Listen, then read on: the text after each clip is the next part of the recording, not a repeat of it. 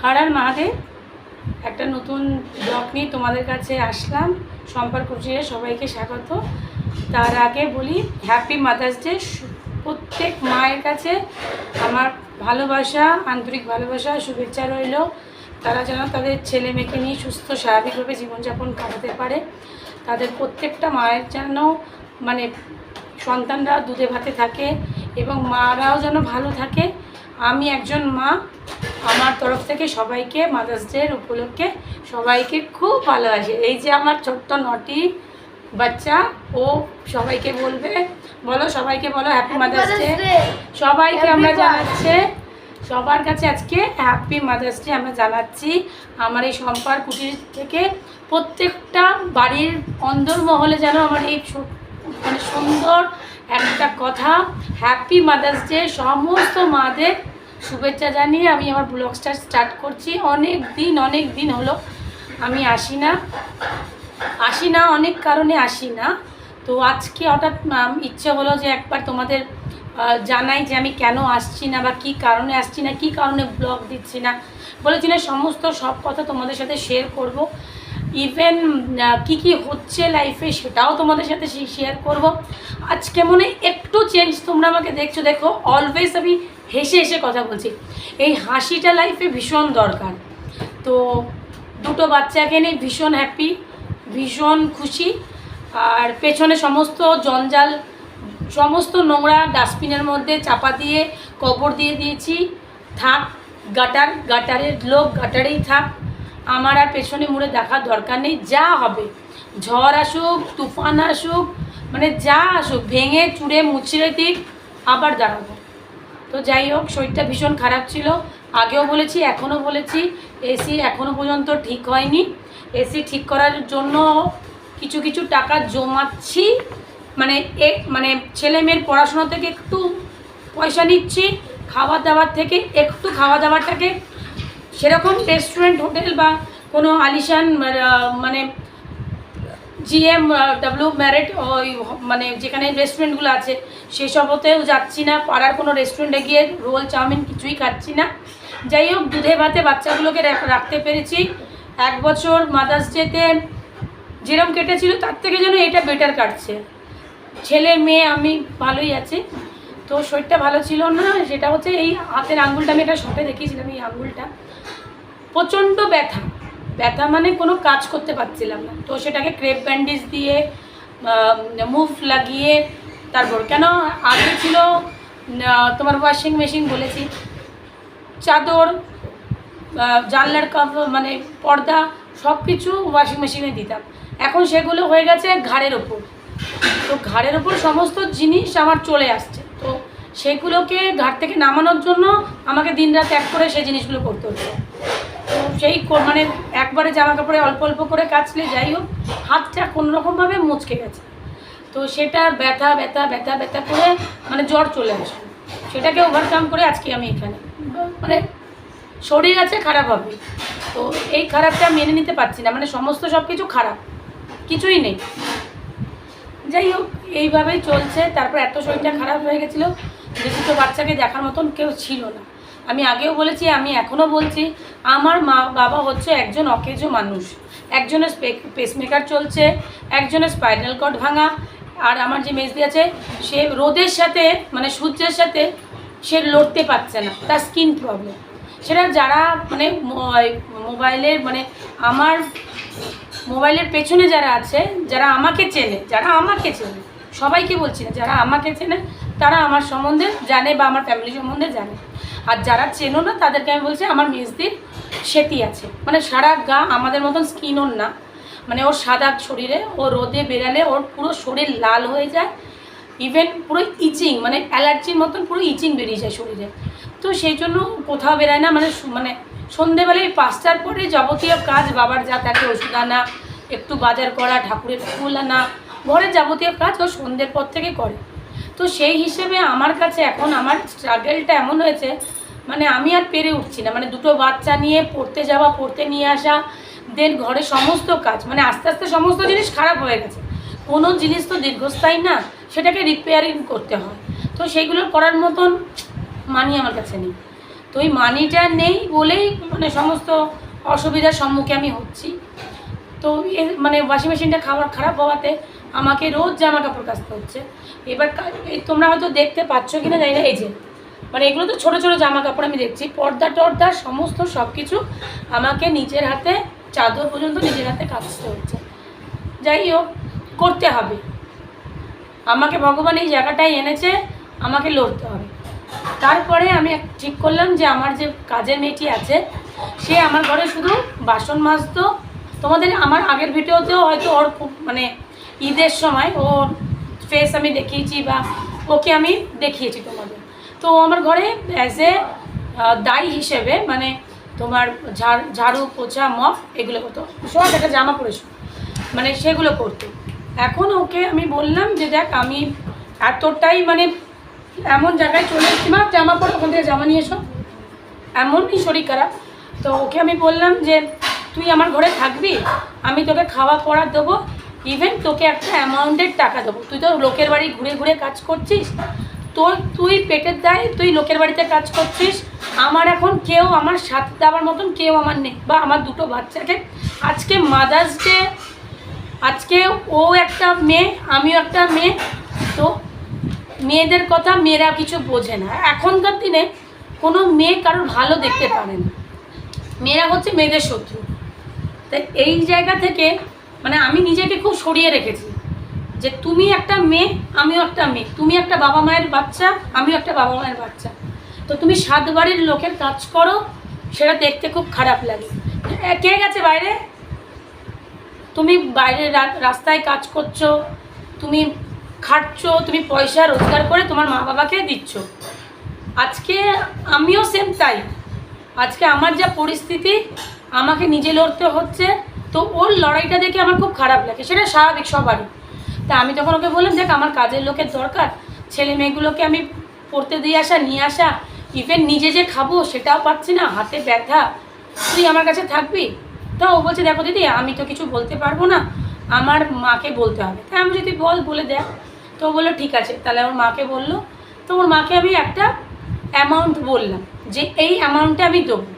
তো তখন আমি ওর মাকে বলেছিলাম যে আমি এই অ্যামাউন্টটা দিতে পারবো, আমার কাছে এটা আমি না খেয়ে, আমি তোমাদের বলেছি অন ক্যামেরায় অন ভিডিওতে তোমাদের কাছে আমি বলেছি আমি 15,000 টাকা সুমিত সিং আমাকে দেয়, সেখান থেকে আমার মেয়ের পুরো দায়িত্ব ওই 15,000 টাকা থেকে সুমিত সিং আমাকে দিচ্ছে।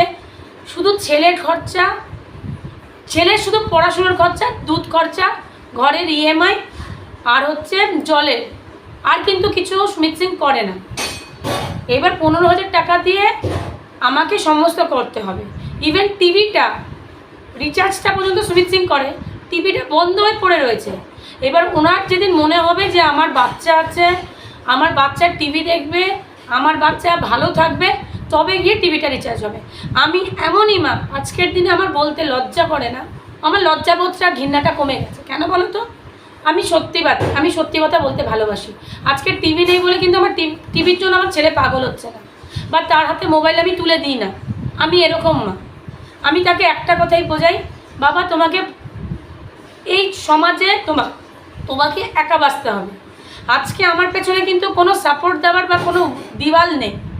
আমি কিন্তু কারোর কাছে কি কাঁদতে পারি না যে আমার পয়সা নেই, আমার ছেলে টিভি দেখতে পাচ্ছে না, আমার ছেলে ভবিষ্যৎটা নষ্ট হয়ে যাচ্ছে, ও পড়ছে না, ও আমাকে মানে আমি ওর জন্য পাজেল হয়ে যাচ্ছি। এই কান্নাটা, ন্যাকা কান্নাটা কেউ শুনতে চায় না, কেউ না। নিজের লোক তো নাই না, বাইরের লোকও তোমার কথা শুনবে না। আমি বলেছি পয়সা দিয়ে লোককে বিদায় দিয়ে দাও, কিন্তু ভালো উপদেশ কেউ দেবে না। যাই হোক, মেয়েটা আমার কাছে থাকে। আজ বৃহস্পতিবার থেকে ও আমার কাছে রয়েছে, বৃহস্পতি শুক্র শনি রবি, ও আমার কাছে এখনও পর্যন্ত রয়েছে। ও আমাকে বলছে দিদি রবিবার করে, আমি বলেছিলাম ও একটা অন্য জাতের মেয়ে, ও হিন্দু না। তো হিন্দু মানে যেই জাতির হোক, সে প্রথমত একজন মানুষ, সে একটা মানুষ। আমি তাকে শ্রদ্ধা করি, তার ভগবানকে শ্রদ্ধা করি, তার মা বাবাকে রেসপেক্ট করি। আজকে আমার ঘরে এরকমই একজন ঢুকেছিল, সে গরিব হিসেবে ঢুকেছিল। আজকে সে যদি অন স্ক্রিন বা অন ক্যামেরায় মানে আমি বলছি, সে যদি দেখে সে তখন মানে তার তো কোনো রিয়েলাইজ বা তার সে তো মানুষের পর্যায়ে পড়ে না, মানে সেও একজন গরিব হিসেবে আমার ঘরে ঢুকেছিল। তাকেও আমি জামা কাপড়, ভালোবাসা, খাওয়া দাওয়া সমস্ত দিয়েছি, কিন্তু সে আমার বাঁশ দিয়ে পেছনে বাঁশ ঢুকিয়ে সে বেরিয়ে গেছে। তাতে আমার কোনো যায় আসেনি, আমার তাতে কোনো যায় আসে না। আমার পেটে কালি টক্কর আছে, ভগবান দুটো হাত দিয়েছে, পা দিয়েছে। আমি তাকে বলছি, এখনও বলছি, দুমড়ে মুচড়ে ভেঙে ফেলো, ভেঙে ফেলো। বাচ্চাগুলোকে কষ্ট দিচ্ছ, আমাকে কষ্ট দিচ্ছ, দাও। ওই ওপরওয়ালা যখন দেওয়া শুরু করবে, সে যে কোনো জাত হোক না কেন, তাকে সে বুঝিয়ে দেবে যে লোককে কষ্ট দিয়ে, তার মুখের ভাত অন্য কাউকে দিয়ে, তার ভালোবাসা অন্য কাউকে দিয়ে, বাচ্চাটা দিয়ে, তার বুকটা যেমন খালি করে দিয়ে অন্যর বুক ভরতে গেছো, সেই দিনটা তুলে রেখেছে ভগবান। এখন হয়তো দিচ্ছে না, দেবে সময়ের সাথে সাথে। সমস্ত সব কিছু কর্মার ফল এখানেই পাওয়া যায়। তো মেয়েটি আমাকে বলছে, দিদি আমি রবিবার করে বাড়ি যাব। তা আমি ওকে না করছি, আমি ওকে বললাম যে তুই বাড়ি যাস না কেন, এই নিয়ে এই কিছুদিন আগে একটা বাওয়াল হয়ে গেছে। ওকে আমি কাজে রেখেছি, আমার ফ্ল্যাটের সামনে একজন লোক, সে একজন মানে নিজেকে উকিল মনে করে, উকিল বলে, সে আমাকে আমার কাজের লোককে ডেকে বলছে, আমি আমার মেয়েকে ছাড়তে গেছি, তখন তাকে ডেকে, মানে আমার মেয়ে সোহাগ, ওকে ঘরে কেউ একজন আছে, পাপার জায়গাটা, মানে ও চাইছে পাপার জায়গাটা কেউ আমাকে ফুলফিল করুক।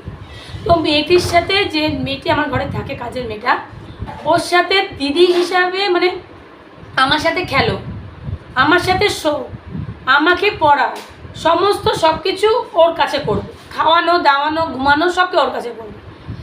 এইবার যখন ও স্কুল যাচ্ছিলো শুক্রবার দিন, তখন ওকে বলছে, আনা দিদি তুমি যাবে না আমাকে ছাড়তে? তখন আমি বললাম, না চ, তুই বোনকে নিয়ে নিচে না, আমি বোনের ব্যাগটা তালা দিয়ে নামছি। ও তাই করেছে।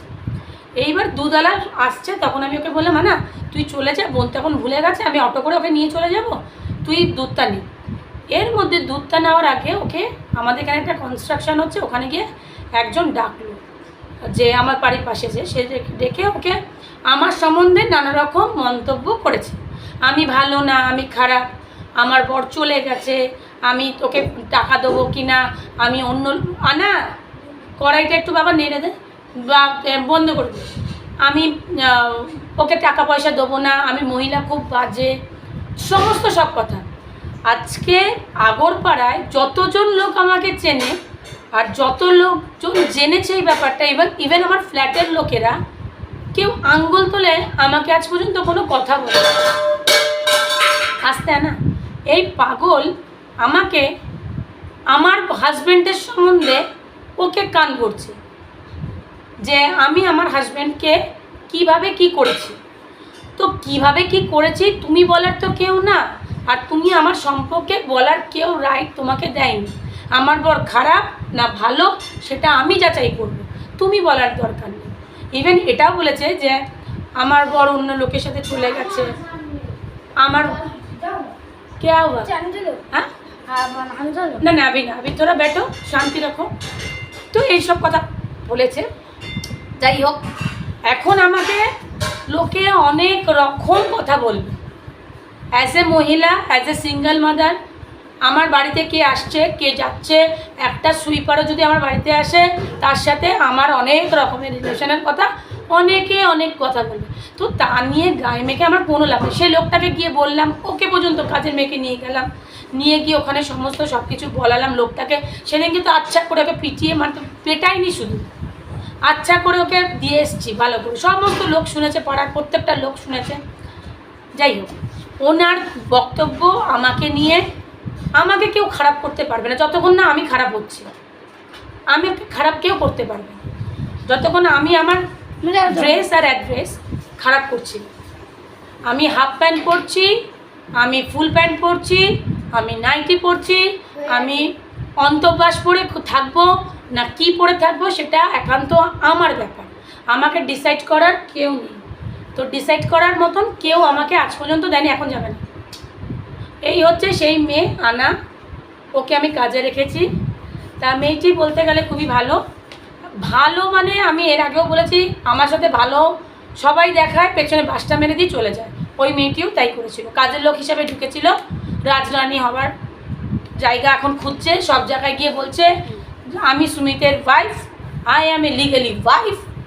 আমি তাই বলছি, তুমি লিগালি ওয়াইফ, তুমি ইলিগালি হয়ে থাকো, আমার কোনো অসুবিধা নেই। তুমি আমার জায়গাটা কোনো দিন নিতে পারবে না, আর তোমাকে এই সমাজে কেউ ওই জায়গাটা দেবেও না। ট্যাগ তুমি লাগিয়েছো, নিজের ট্যাগ নিজে লাগিয়েছো, আমি আমার ট্যাগ লাগিয়ে 2 বাচ্চার মা, আমি প্রাউড ফিল করি। সবাইকে হ্যাপি মাদার্স ডে শুভেচ্ছা সবাইকে আগেও জানিয়েছি, এখনও জানাচ্ছি। আমি একজন মা, আমি এখন এরও মা হয়ে গেছি। কেন, ওর একটু সর্দি কাশি জ্বর কিচ্ছু হলে ওর বাড়ির লোক কিন্তু আমাকে ছেড়ে কথা বলবে না। তো ওকে আমি বকবো না মারবো, ওকে আমি আমার বাচ্চার মতন রাখবো কি রাখবো না, সেটা একদম আমার ব্যাপার। তো এই হচ্ছে আজকের দিনের ব্যাপার। আজকে খাওয়া দাওয়া সমস্ত সব কিছু মোটামুটি করা হয়ে গেছে। সকালের ব্রেকফাস্টটা মার ঘর থেকে ছোটো বাচ্চা দুটোকে এসেছে, ছোটো বাচ্চাগুলোকে দিয়েছে পরোটা, আলু ভাজা, পনিরের তরকারি। আর কালকে ছিল অক্ষয় তৃতীয়া, রিলেটেড অক্ষয় তৃতীয়ার শুভেচ্ছা সবাইকে।